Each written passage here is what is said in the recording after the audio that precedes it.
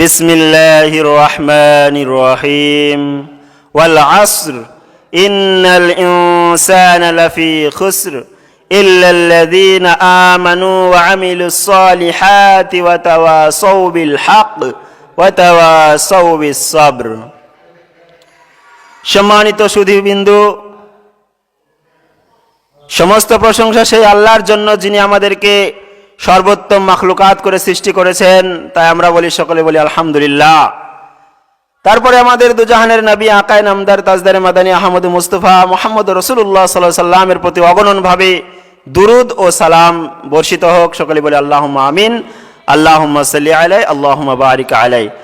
আজকে আমি আপনাদের সামনে একটি ছোট্ট সূরা, এই সূরার তাফসীর এবং সূরার বঙ্গানুবাদ আপনাদেরকে শোনাবো। আশা করছি আপনারা এ থেকে উপদেশ গ্রহণ করবেন।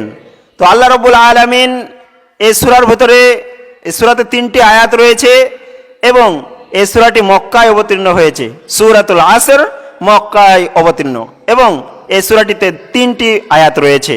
আল্লাহ রাব্বুল আলামিন এই সূরার ভিতরে কি বলতে চেয়েছেন? তিনি বলেছেন ওয়াল আসরি, কসম, সময়ের কসম।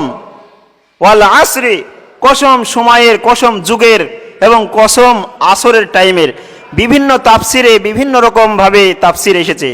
কোন সময়ে কোন তাফসিরে এসেছে আসর অর্থাৎ যুগের কসম, কোন তাফসিরে এসেছে আপনার আসরের টাইমের কসম। তো আল্লাহ রাব্বুল আলামিনের জন্য সমস্ত কিছুর সৃষ্টিকুলের কসম খাওয়া জায়েজ, কিন্তু মানব জাতি কিন্তু কসম খেতে পারে না। মানব জাতি কোনো কিছুকে সত্য প্রমাণ করার জন্য একমাত্র আল্লাহ তাআলারই কসম খেতে পারে, তাছাড়া অন্য কারোর কোনো কসম, সৃষ্টিজীবের কোনো কসম খেতে পারে না।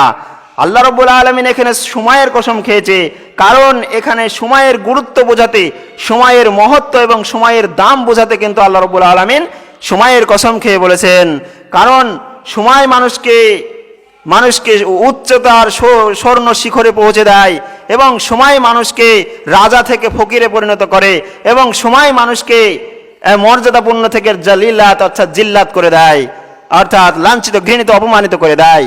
তা আল্লাহ রাব্বুল আলামিন সময়ের গুরুত্ব বোঝাতে এই সূরাতুল আসরটিতে আসরের কসম খেয়েছেন, সময়ের কসম খেয়েছেন।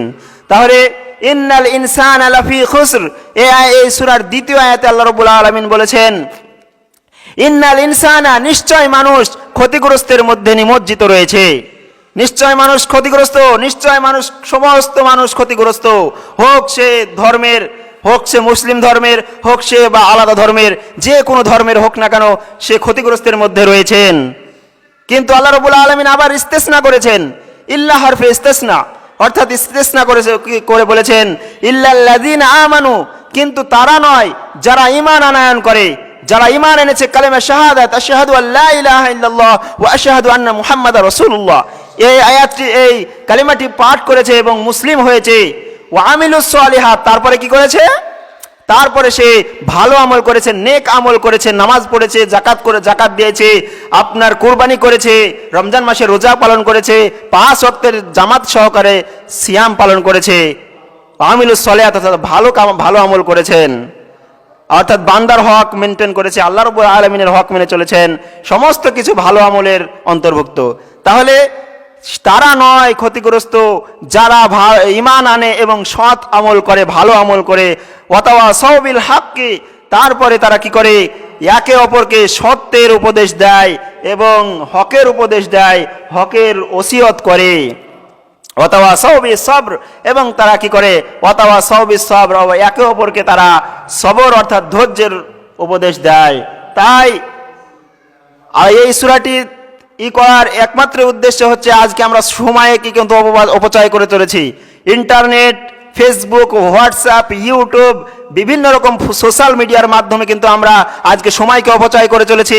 তাই আল্লাহ রাব্বুল আলামিন সময়ের মূল্য বোঝাতে আল্লাহ রাব্বুল আলামিন নিজেই কসম খেয়েছে এবং আমল সলেহ করার তাগিদ দিয়েছেন এবং মানুষকে একে অপরকে মিলিত থাকার আহ্বান জানিয়েছেন এবং একে অপরকে সত্যের উপদেশ দেওয়ার আহ্বান জানিয়েছেন এবং একে অপরকে সবর অর্থাৎ ধৈর্যের উপদেশ দেওয়ার আহ্বান জানিয়েছেন। আল্লাহ রাব্বুল আলামিনের এই ছোট্ট সূরাটি থেকে আমরা যেন উপদেশ গ্রহণ করে সময়কে যেন আমরা কাজে লাগাই। সময় যেন আমাদের থেকে এক মুহূর্ত যদি চলে যায় তাহলে কিন্তু আমরা সেই সময়টি আর ফিরে পাবো না। অতএব আমরা যেন সময়ের গুরুত্ব বুঝি, সময়কে কাজে লাগাই, সময়ের মূল্য দিই। এই বলে আমি আমার কটা কথা বলে শেষ করলাম। ভালো থাকবেন সবাই, সুস্থ থাকবেন। আসসালামু আলাইকুম।